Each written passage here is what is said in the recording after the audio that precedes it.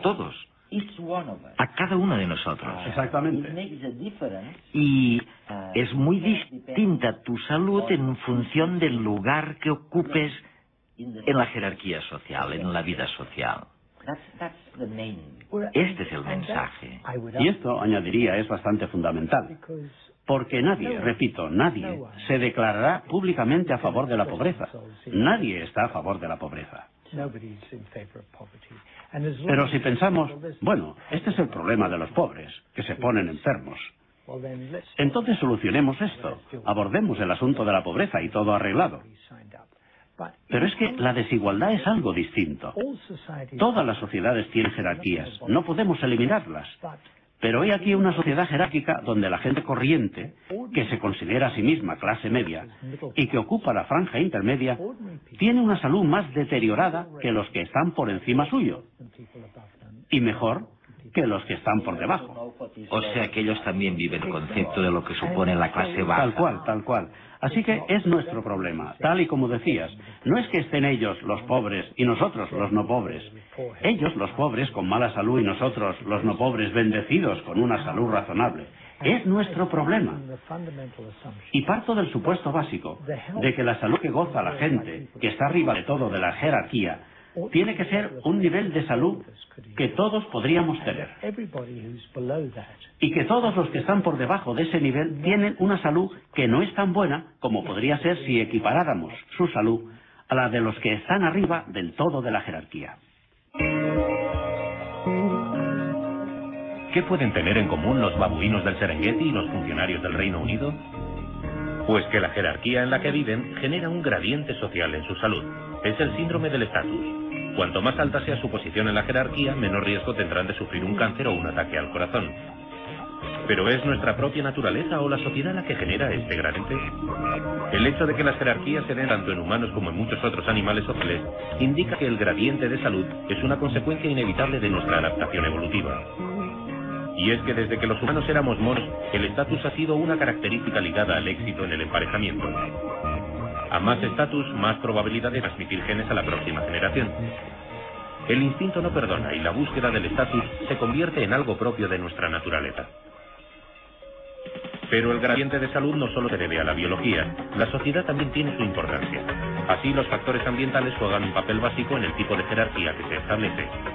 Y los diferentes tipos de jerarquías tienen diferentes consecuencias en el síndrome de estatus.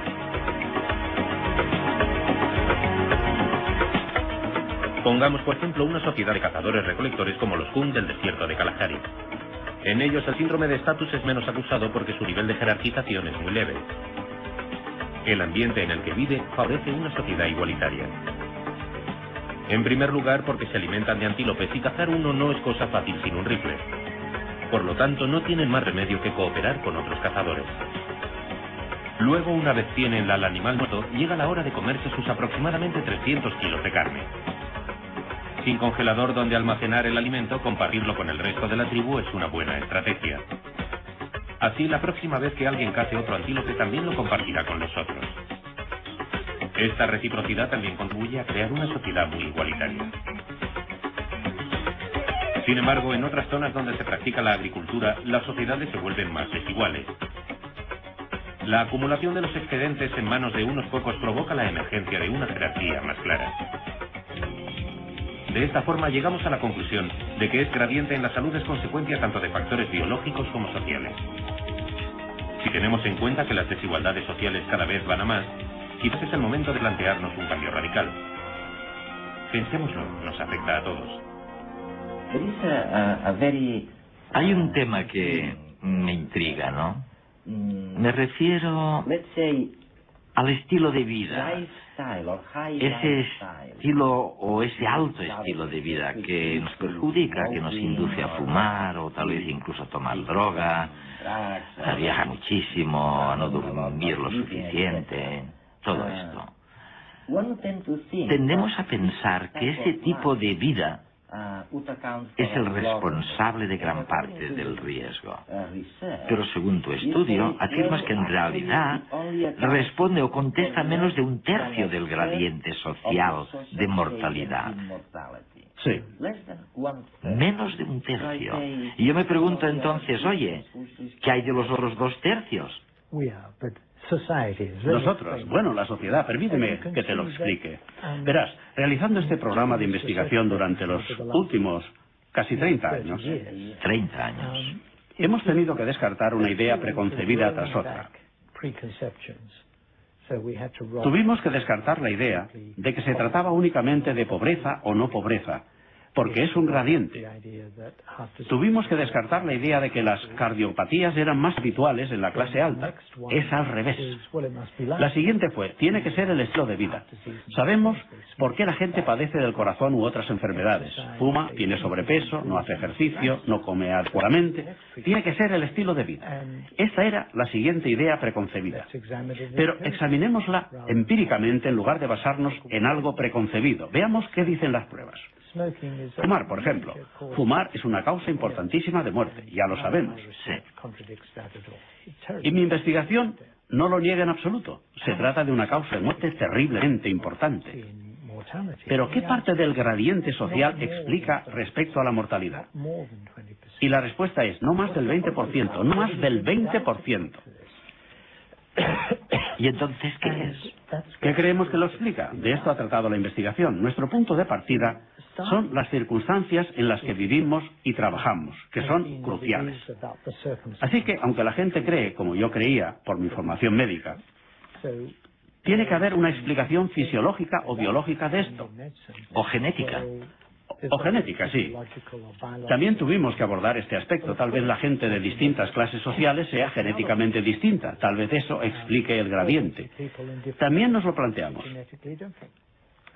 Pero mi afirmación más importante se refiere a las circunstancias en las que vivimos y trabajamos, los factores sociales que determinan la salud. Y en este sentido, hemos recabado pruebas. Se trata de una hipótesis, pero las pruebas lo corroboran, de que hay 2 procesos fundamentales en juego.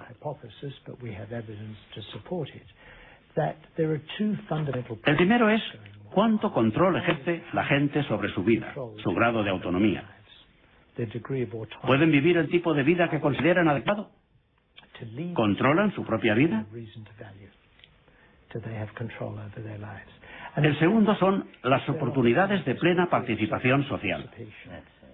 Y con esto me refiero a formar parte de la sociedad, pero también a recibir la respuesta positiva, la estima, la autoestima que comporta formar parte de la sociedad. Es increíble. O sea que, de hecho, una conclusión general a la que has llegado es que cuando hablamos de pobreza, deberíamos pensar también en otra cosa. Es decir, la pobreza no solo es la carencia de dinero. Esto es lo que subyace en lo que dices. Exactamente. Y déjame que les dé a los telespectadores un ejemplo que extraigo de tu investigación. El ejemplo es el siguiente. La esperanza de vida en España es bastante alta, ronda los 79 años. Y esto para un país con una renta por habitante de alrededor $20.000. ¿De acuerdo? Por persona. Ahora, miremos a los afroamericanos en Estados Unidos, que tienen una renta por habitante superior, $26.000 en lugar de 20.000. Tienen unos ingresos, una renta superior. Y sin embargo, su esperanza de vida es de 71 años, apenas 71 años, mucho menor que la de los españoles.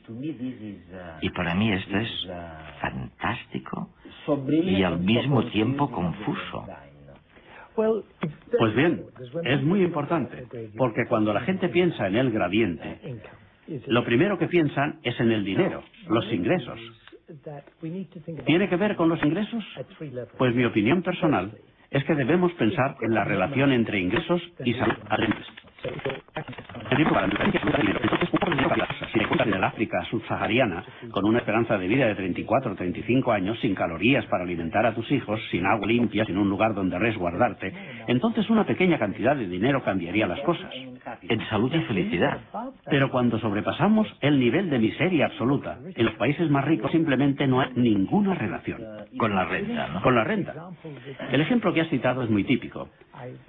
Yo he utilizado el de